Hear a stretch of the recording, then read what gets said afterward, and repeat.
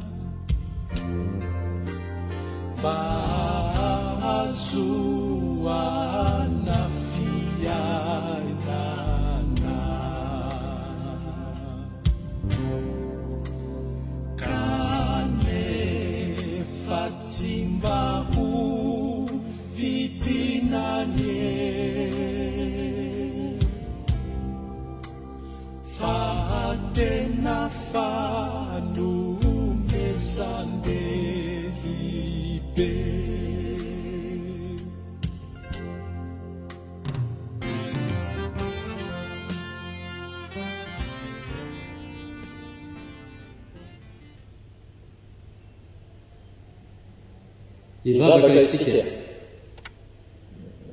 Misaotanao zay ry Tompon'Andriamanitra raha ny any an-danitra mankalaza anao indrindra izahay fa mbola afaka manaraka ny lalan'ny azo fijalian'i Jesosy Kristy amin'izao herinandro masina izao.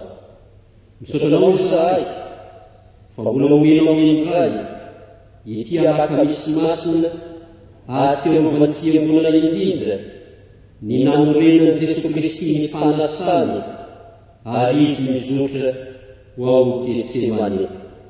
Fantatray loatra Andriamanitra fa nierokay ny fahotana zanak'olombelona no nizorany Kristy amin'izao lala-paoriana izao. Koa mangataka aminao zahay mamelany evokay mamirafo aminay diovy amin'ny rasoan'i Jesosy Kristy izahay ho vita fihavanana aminao Andriamanitra ray. Mino sy matoky ny fitiavanao izay Andriamanitra, fa mamindra fianao ary mamela elo. Koa ankehitriny dia mangataka aminao izahay, da isy hamasino izao fanompoam-pivavahana tanterahanay amin'ny alakamisy masina izao. Ny hera izay asandratsay, ny teninao izay vakina sy toriana, dia hitondra fifaliana, hitondra fiadana, hitondra finoana, fiombonana tanteraka aminao Andriamanitra. Dia amin'ny anaran'i Jesosy Kristy Tompo sy mpamonjy anay no anandratana izany vavaka izany. Amen. Mialohan'ny hitsanganan'ny mpanompon'Andriamanitra, hitaribavaka sy hamaky misesy ny tenin'Andriamanitra ry havana malala, dia andeha mbola ataontsika ny hira fa 224 ny andininy voalohany sy ny faharoa.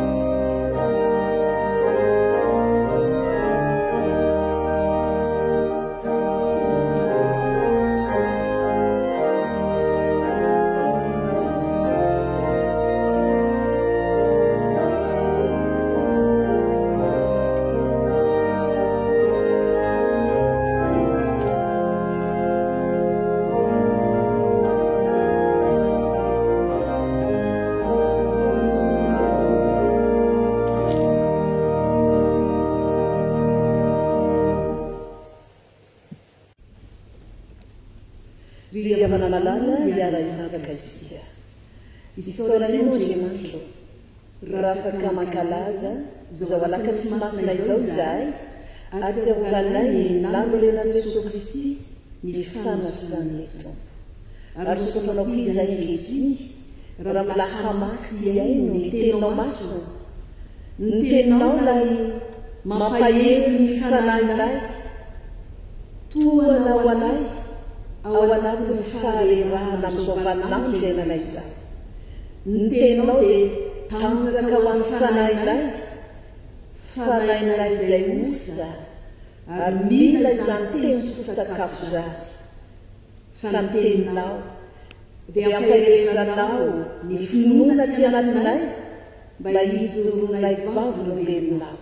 Ho ankehitriny ary mangataka ny fanazavany ny fanahinao masina izay Tompo, ka ianao fanahy masina no hitsilo ny teninao amantaranay izay afatra ampitaina aminay. Raha ho vakiana ry izany teninao izany, dia sorato velona ty amponay, iainanay sy irelomanay. Ary mbola ho torohin'ny mpanomponao koa ny teninao, dia hitondra ainao vaovao, fahalalana tsara, anananay fahatokinana ao Andriamanitra. Dia amin'ny anaranao Jesosy mofinaina nametranay izany tombavaka izany. Misaotra raha io. Amen. Ny tenin'Andriamanitra izay voakina amintsika ry havana malala eo amin'ny filazantsara ny Marka 4:40, ny 2:10 hatramin'ny 2:20. Utilizansika amin'ny epistily ho an'ny Hebreo 10:5, ny 2:7 hatramin'ny 10. Vovakitsika amin'ny anaran'i Jesosy Tompo izany. ary tonga tany amin'ny say izay atao hoe getsemane izy dia hoy Jesosy tamin'ny mpianany mipetra eto ianareo mandra-pivavako ary nitondra amin'ny Petera sy Jakoba sy Jaona izy dia talanjona sady mody indrindra ary hoy izy taminy fa diranovana loatra ny fanahiko toy ny efa ho faty mitoera eto ka miareta tory ary noho nandroso kehitriny izy dia niankohoka tamin'ny tanka ny vavaka mba hialazany zany aminy raha azo atao ary hoy izy abaraiko ny zavatra rehetra hainao esory aminy ty pikapoka ity nefa aoka tsy misy kapokan'ino atao fa ny anao ary avy izy ka nahita azy ireo matory dia hoy izy tamin'ny Petera ry Simona matory va ianao tsy nahazaka ny aritory na dia ora iray ihany azava ianao miareta tory ianareo ka mivavaha mba tsy hidiranareo amin'ny fikam-panahy mety ihany ny fanahy fa ny nofo no tsy manan-kery dia lasa indray izy ka nivavaka nanao ilay teny teo ihany ary no niverina indray izy dia nahita azy matory fa efa nilondolondo ny masony ka tsy hitan'izay avalony azy ary avy fantelony izy dia nanao taminy hoe matory ary ankehitriny ka miala sasatra ianareo aoka izay efa tonga ny ora indro ny zanak'olona atolotra eo an-tanan'ny mpanota mitsangana andeha isika indro fa efa akaiky ilay mamadika toizantsika ao amin'ny Hebreo 5 ny andininy 7 hatramin'ny 10 tamin'ny androny nofony raha nanao fivavahana sy fangatahana nomban'ny fitarainana mafy sy ny ranomasobe tamin'izay nahavonjy azy tamin'ny fahafatesana izy sady voahaino no ny fahatahorana an'Andriamanitra dia nianatra fanarahana tamin'izay fahoriana nentiny izy na dia zanaka azy ary rehefa natao tanteraka izy dia tonga loharano ny famonjena mandrakizay ho an'izay rehetra manaraka azy fa notonon'Andriamanitra hoe mpisorona be araka ny fanaony Melkizedeka. Amen. Ray Masino, manamasinana amin'ny fahamarinana ny teninao no fahamarinana. Amen. Mialoha ny fitoriana ny tenin'Andriamanitra ataontsika izao ny hira fahavalo amin'ny sivifolo.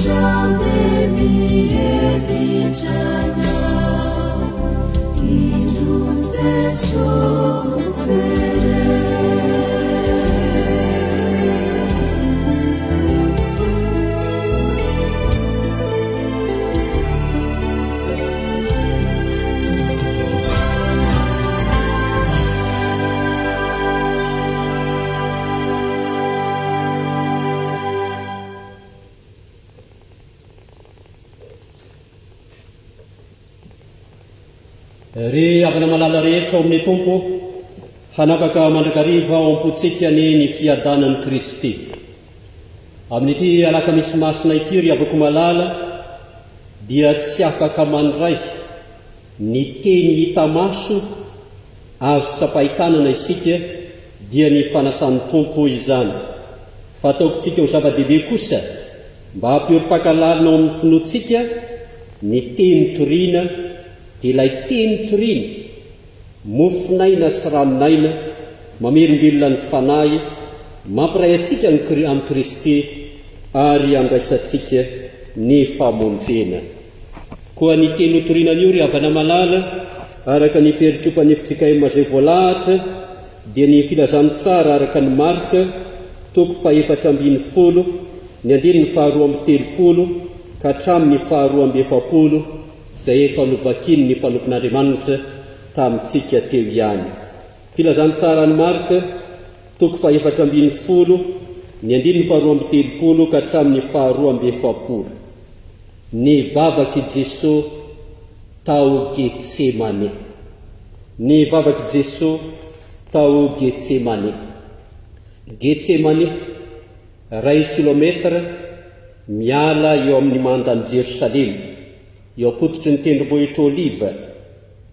Tendrombohitra Oliva arak'izany anarany izany dia feno oliva maniry, ary tao Getsemane no nisy ny famidinana ny voany oliva ho menaka, ka ny dikany teny hoe Getsemane dia famihaza menaka.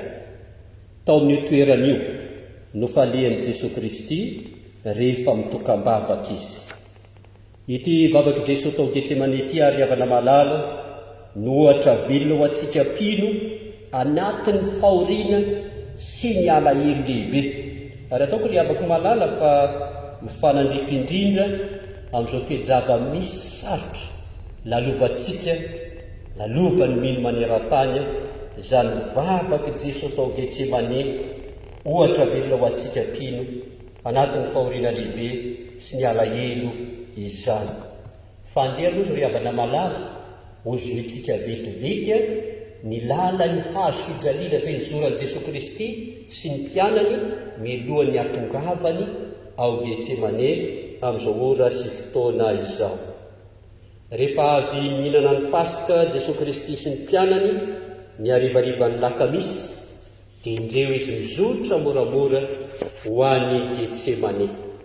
Ary teny an-dalana iteny no nilokalokan'ny Petera fatratra fa tsy saraka velively amin'i Jesosy izy na hatramin'ny fahafatesana azy, ary dia nanao toy izany koa ireo namany rehetra.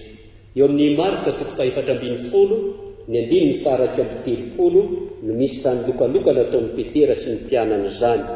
Hoy ny Marka 4:10 amin'ny anaran'ny Tompo: fa vao mainka ny teny mafy dia mafy izy hoe, Petera izany, na dia hiara-maty aminao aza aho, tsy mba handahanao tokoa aho. Ary toy izany koa no nolazain'izy rehetra. Tonga ao Getsemane ankehitriny Jesosy Kristy sy ny mpianany. Nozaraina tokotelo na toby telo ny mpivavaka. Ny toby voalohany nisy mpianatra 8 mirahalahy.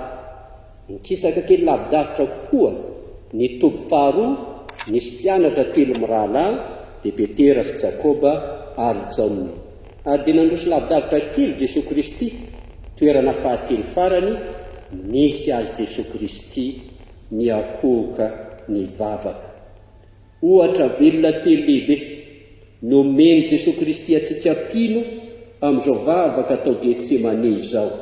Voalohany, mitodika any amin'Andriamanitra ray amin'ny alalan'ny talaom-bavaka mafy. Mitodika amin'Andriamanitra ray amin'ny alalan'ny talaom-bavaka mafy. Hoy ny 5:30 sy 9:30. 5:30 sy 9:30. Ary nandroso kelikely izy, dia nikohaka tamin'ny tany ka ny vavaka mba hialany izany oro izany aminy raha azo atao.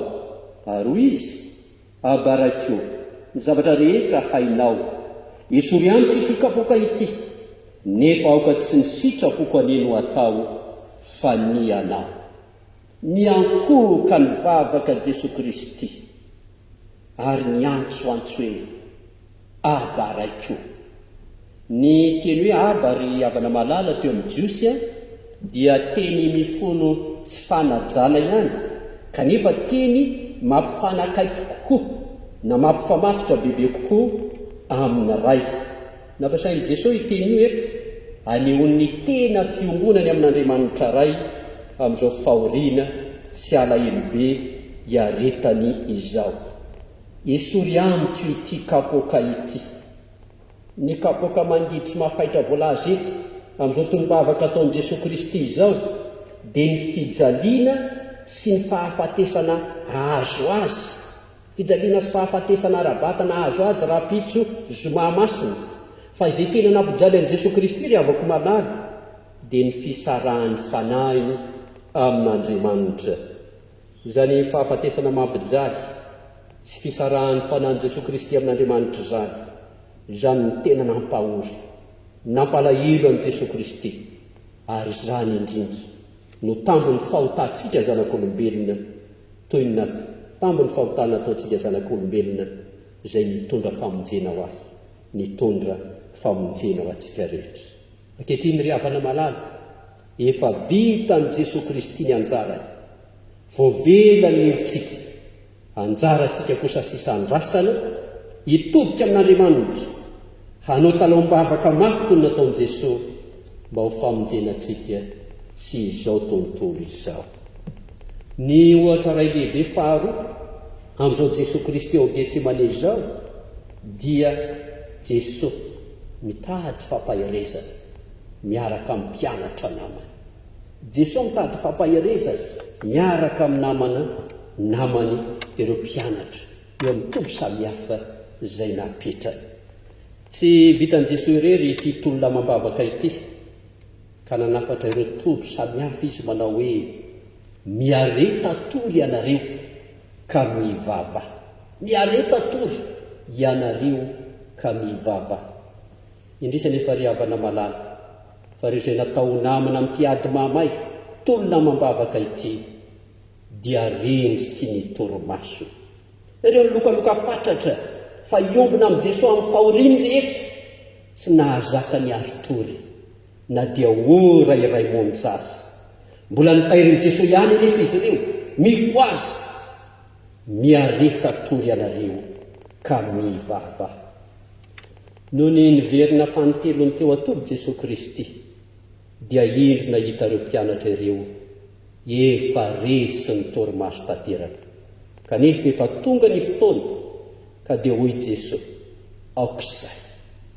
aok'izay efa tonga ny ora, mitsangana isika andeha, indro efa akaiky ilay hamadika ahy. Ry havako malala rehetra ao amin'ny tompo, misy fetra ny fotoana hivavahana, misy fetra ny fotoana hitalahoana mafy amin'Andriamanitra. Izao fotoana omen'Andriamanitra antsika izao, izao fotoana omen'Andriamanitra ny tsiraray avy isan-tokantrano isam-baravara, omen'Andriamanitra ny toko samihafa, omen'Andriamanitra ny tapaka sy namana, omen'Andriamanitra ny fiangonana. Izao ny fotoana mety indrindra hitolomana mambavaka, angatahana amin'Andriamanitra ray noho ny amin'ny fahoriana izay mahazo atsika. Misy fetra izany ka dia mbola manafatra atsika ny tompo, mifo azy, miareta tory ianareo ka mivava.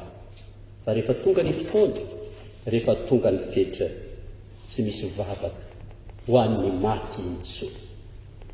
Ohatra velona fahatelo farany ry havako malala amin'izao vavaka nataon'i Jesosy tao Getsemane izao. Jesosy mitoky amin'Andriamanitra ary manolo tena tanteraka hanao ny sitrapo. Jesosy mitoky tanteraka amin'Andriamanitra ary manolo tena hanao ny sitrapony.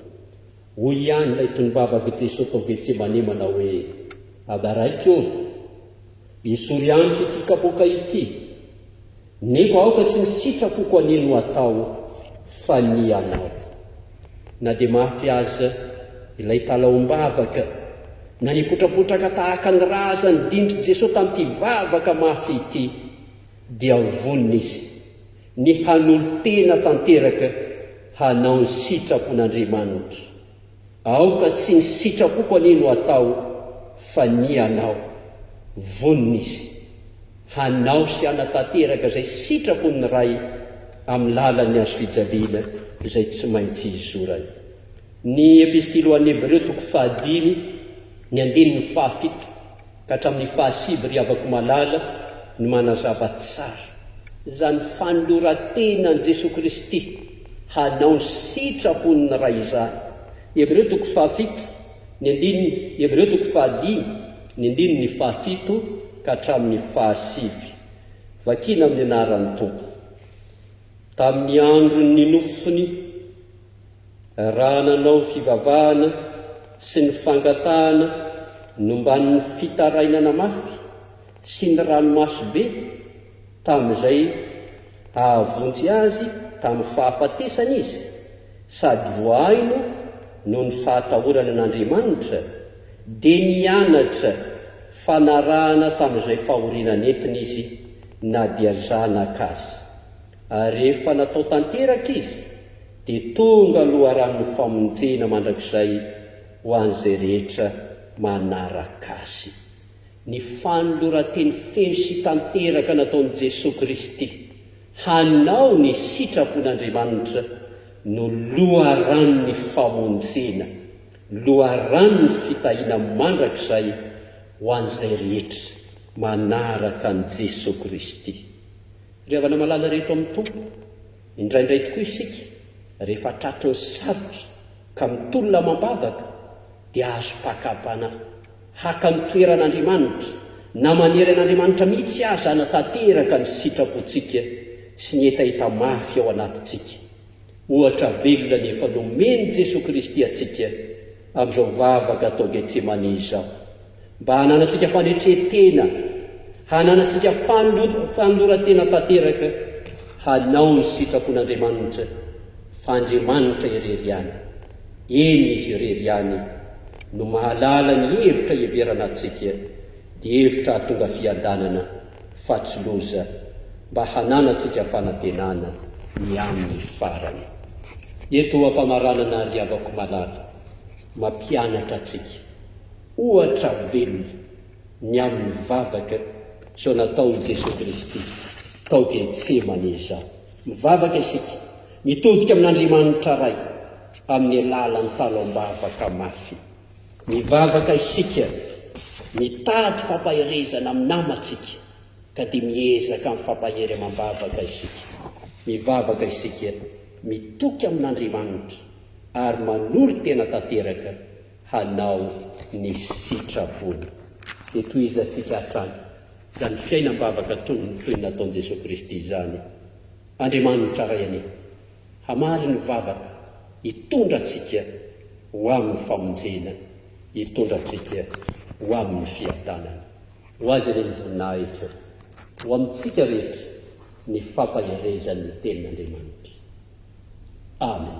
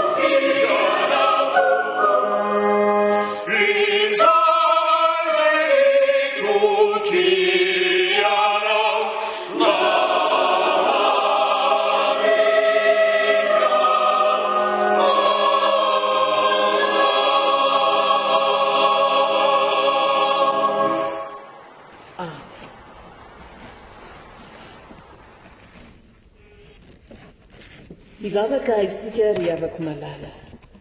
Isaoranenao Andriamanitra noho ny amin'ny teninao izay nomenao anay, fa ainao amahazo azy ny teninao ary fahasalamana ho an'ny nofiny rehetra koa. Koa manoloana izany teninao izany, dia mitodika aminao izahay Andriamanitra, mitalao am-bavaka tahaka izay nampianaran'i Jesosy anay, satria lalana sarotantarina ny diavinay ankehitriny, miroso amin'izay tsy tianay aza izahay, koa mangatabonjy aminao izay Jesosy malala. manafanay ianao amin'ny ratsy sy trano aretinay toany ny fanahinay.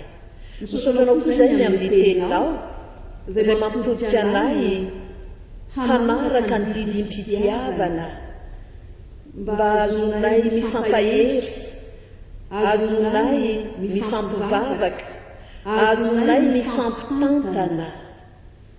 Ka dia ho tia ny namanay izahay, hanao soa amin'ny namanay izahay, hanoana ny namanay izahay. Misotranao koa izay ny amin'ny teninao masina izay manambara aminay fa izay koa dia tokony atoky anao Andriamanitra, ary ezaka izay na dia malemy azy mba hanampina ny fiainanay aminao. Noho ny amin'ny teninao ary Tompo dia mivavaka izahay ho an'ny zanakay, ny tanoranay, toany fanamazoto izy ireny.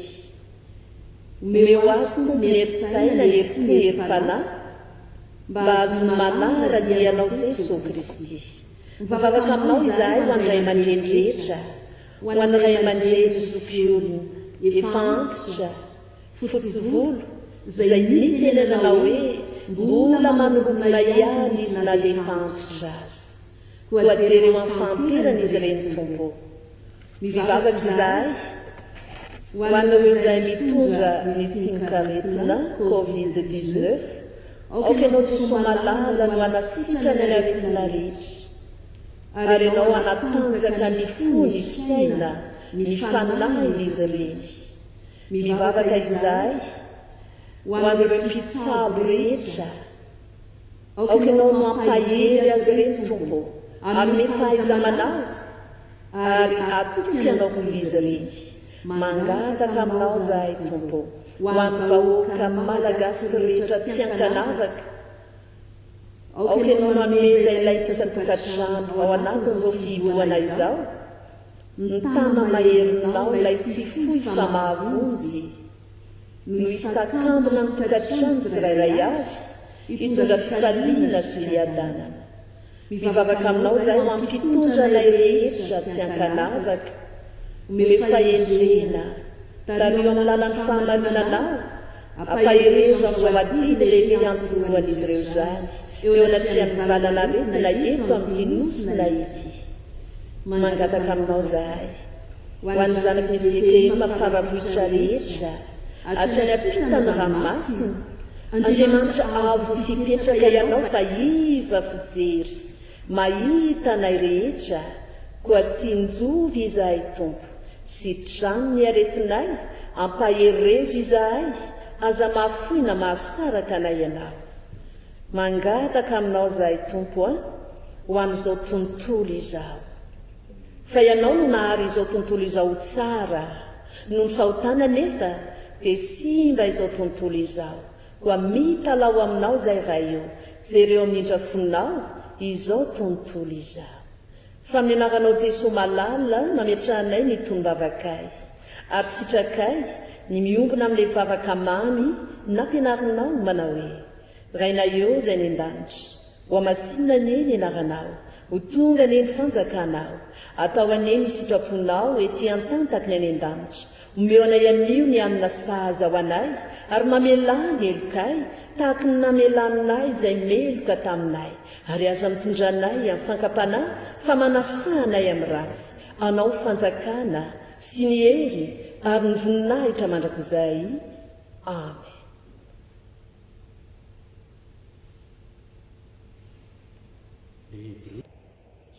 Hamarana ny fanompovavahana isika riavana malala, ataontsika izao ny hira fahafito amby zato, ny indriny ny voalohany sy ny faharoa, mialohan'ny tsodrano, ary ny indriny ny fahatelo aorian'ny tsodrano. Hira fahafito amby zato, ny indriny ny voalohany sy ny faharoa, mialohan'ny tsodrano, ary ny indriny ny fahatelo aorian'ny tsodrano.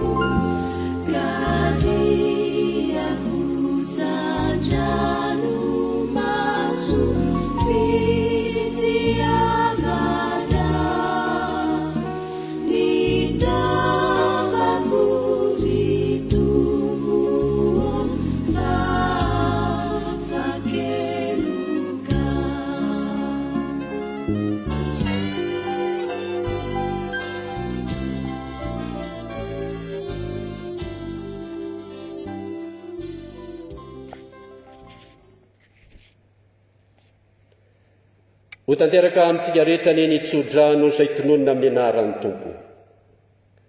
Ary Andriamanitry ny fahasoavana rehetra izay efa niantso anareo anio voninahiny mandrakizay amin'ny Kristy, rehefa niaritra fahoriana vetivety ianareo, dia izy no ahatanteraka sy ampiorina ary ampitoetra anareo ho azy ny voninahitra ho aminareo ny fiadanana. Amen.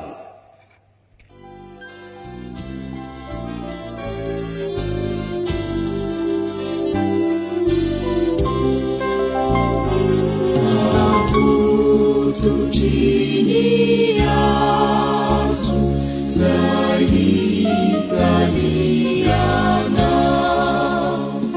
nuituiraku azava nitavana atakufatiantuka nisavamurayu niazufitaliana nutu mundaiku.